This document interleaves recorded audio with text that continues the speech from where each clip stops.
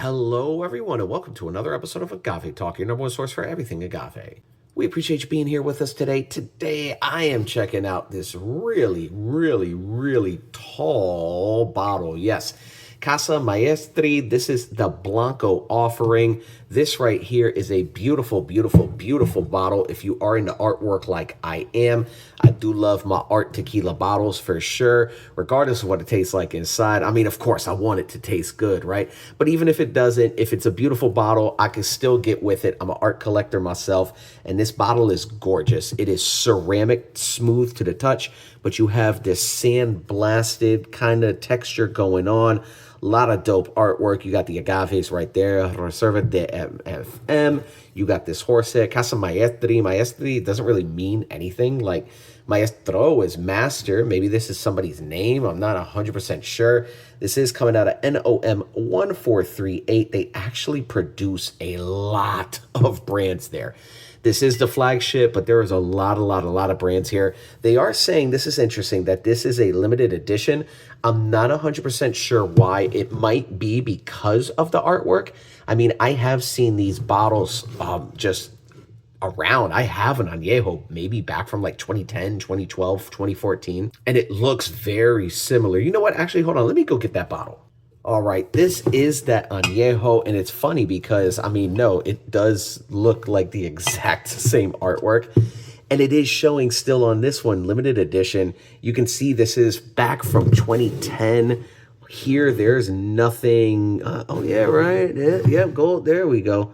2010. Okay, so they're still representing 2010. I mean, is this just an old bottle that I have and picked up recently as compared to this? I'm not sure.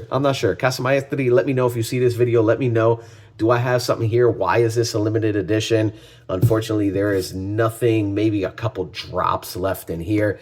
But I'm going to put this to the side because the star of the show today truly is this Blanco, all right? I am about to open this up, go through some of the process, but let me get the plastic off the top, and it's just peeling away. Oh, that's, yeah, okay, there, yeah, no, that does seem old. Maybe I picked up a gem. Who knows? I'm not sure. I'm going to reach out to the brand, see what they can tell me for sure. And we do have then on the neck this band. You can see their logos, the labeling, and again, the band right here. I'm actually going to stop and cut that real quick. So got my knife out to make a nice cut on the neck because this is actually, oh, wow, this is not, okay, hold on. I actually got to kind of saw through it. Let me show before I go through it completely. This is actually fabric. This is not plastic. This is actually fabric. And that is really cool. It looks like maybe I could for sure peel that off. But yeah, look at that. I thought it was just plastic. And as I started cutting into it, you notice it's kind of fraying slightly. Let me continue trying to chop through this. And that's awesome. I like that little detail for sure. Maybe that's what the limited edition is. Who knows? And I'm trying to turn it. It's still got a little bit of give. There we go on one side. And then on this final side over here, let your bottles pop. There we go. Yeah, look at that. This is a very heavy, just solid metal stopper. This is very premium for sure. I'm digging that right there. And that's really cool how fabric that is. All right. Well, hey, with that being said, I appreciate you being here. If you have not done so already, please hit that like and subscribe, as well as follow us on Instagram at Agave Talk. That is a big pour.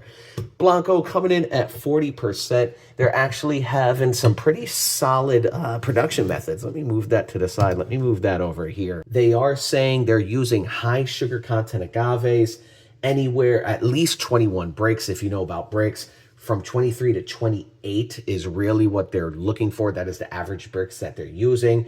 When they're cooking, they are using centuries old brick oven for 36. They're cooking for 36 to 54 hours. and really slow cooking in those brick ovens to really break down and get those juices ready to go for shredding. They are using a roller mill extraction. For fermentation, it's 48 to 60 hours, which many, when you're talking like mass-produced tequila only ferments for about 10 to 12 hours. They're fermenting for 48 to 60 hours. And then distillation, they're using alembic pot stills, and that's then where you finally get this, all right? So taking a look at the legs and tiers, that is, you can see it back there. It's not sticking around too much. It's there, but it's not like a super crazy coating on the glass. It's, you can see it, but then it just kind of washes away, all right? This is a big pour. Shout out to the entire team for sure. NOM 1438, like I said, they are producing many brands there, really contract distillery, but from here, this is the flagship, and let's take a sip, all right? And smell for sure first. Okay, so honestly, in the nose, I like it. There's a bit of ethanol there, but once you get past that, you are getting sweet agave.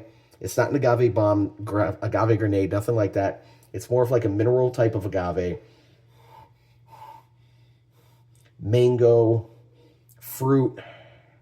It's got a sweetness to it. It's more of like a fruitiness. Mixed in with sweet agave. There's some light pepper there. Mineral. And just peel, like citrus peel, orange peel. And yeah, that's pretty much it. A little bit of nuttiness. That's interesting. Let me take a sip. Actually, just hit the camera. I was bringing the glass up. Man, let me bring that shot back up. I hope. All right. Cheers, everybody. Salud. Let's take a sip. All right.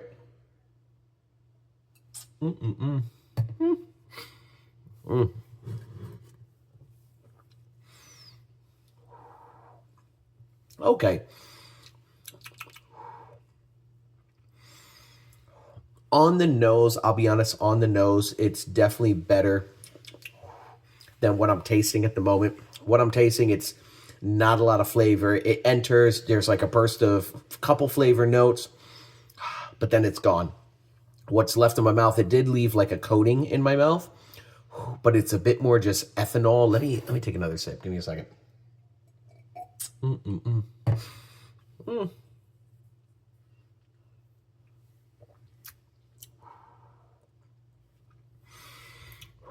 Yeah, I mean, there's hints of agave there. There is a bit of a sweetness. It's kind of a bitter. It's like, it goes back to the peel. I was talking, it kind of has maybe like an orange peel, like a citrus peel. If you ever bit into the peel of a lime or the peel of an orange, it is bitter. It's not like the fruit where you're actually getting like a sweetness in the juice. The rind, the peel is actually very bitter. And that's kind of what I'm getting from this. It has a sweetness right up front from the agave. It's kind of fruity, but then it's gone instantaneously. And I'm just left kind of with this bitter taste in my mouth. Let me take another sip.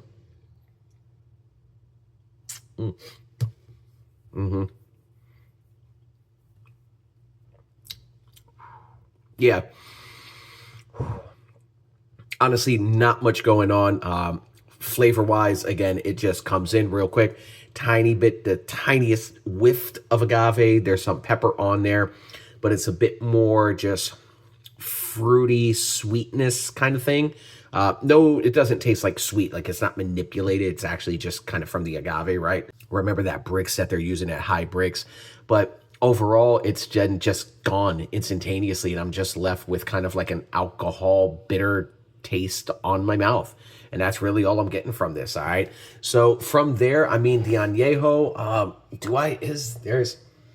there's nothing in there. It still smells. It still smells, and it's actually a little bit thinner than the Blanco.